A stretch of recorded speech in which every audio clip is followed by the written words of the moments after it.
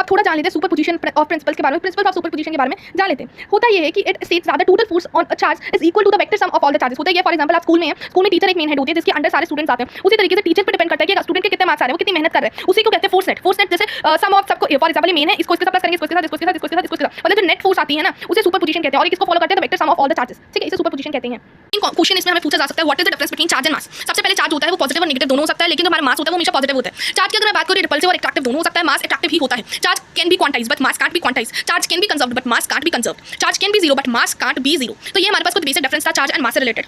अब डिस्कस कर लेते हैं डाइलेक्ट्रिक कांस्टेंट या फिर रिलेटिव परमिटिविटी के बारे में। होता है कि अलग अलग मीडियम में आपका जो वैल्यू होता है वो वेरी करता है। फॉर एग्जांपल मैंने वैक्यूम का ले लिया है, फिर ये कोई मीडियम का ले लिया, इसमें हमारे पास वैल्यू वैक्यूम वाले में एप्सिलॉन लेते हैं और इसमें कोई भी ई ले लेते हैं, तो ये इस तरीके से प्रेजेंट होता है। इसकी रेशियो लेंगे तो एप्सिलॉन अपॉन ई रिप्रेजेंट किया जाता है, जहाँ पे के कांस्टेंट कंसीडर किया जाता है, ठीक है। और इसका रेसिप्रोकल ले लेंगे, असल में होगा ये कि ये 1/k होगा और k की वैल्यू हमारे पास ई अपॉन में एप्सिलॉन आ जाएगी। तो ये हमारे पास असल में फॉर्मूला बन जाता है। अब हम डिस्कस करने वाले इलेक्ट्रिक फील्ड।